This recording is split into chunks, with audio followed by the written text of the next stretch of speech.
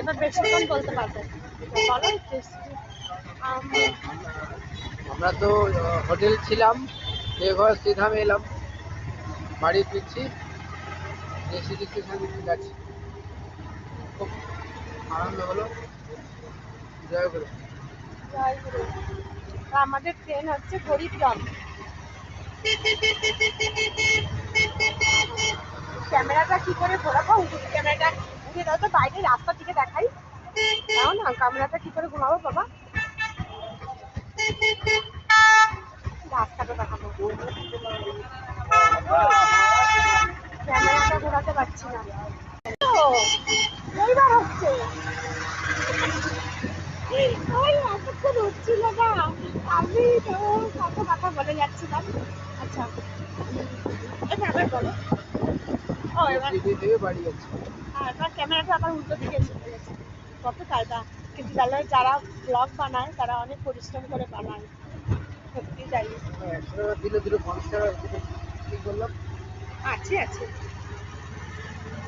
এখন পুরো ড্রেস, মানে বৈদ্যনাথ ধামগুলো পুরো অনেক সুন্দর করে সাজানো হয়েছে। কারণ শ্রাবণ মাসে উৎসব আছে, এই জন্য আমরা ঘুরে যাচ্ছি গরিবরথে। আমাদের ট্রেনটা গরিবরথ। এইটা মনটা খারাপ লাগছে, আচার্যদের দাদা কথা মনে পড়ছে, তখনই মনটা কেমন লাগে যায়। ঠাকুর বাড়ি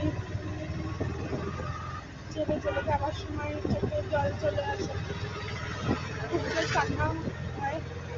নিজেকে ভুলিয়ে রাখার চেষ্টা করছি, আমি ক্যামেরাটা ভালোভাবে করতেই পারছি না। কীভাবে ক্যামেরা করে মানুষজন, ছেলে পেলে অনেক সুন্দর ব্লগ বানায়, আমার তো ক্যামেরা ধরাই হয়নি, এলোমেলো হচ্ছে।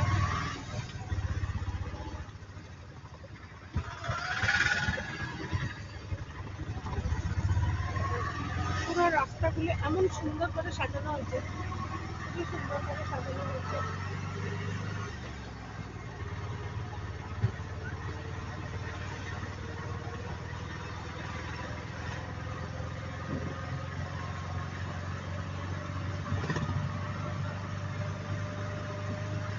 কি করে দেখাবো বুঝছি না,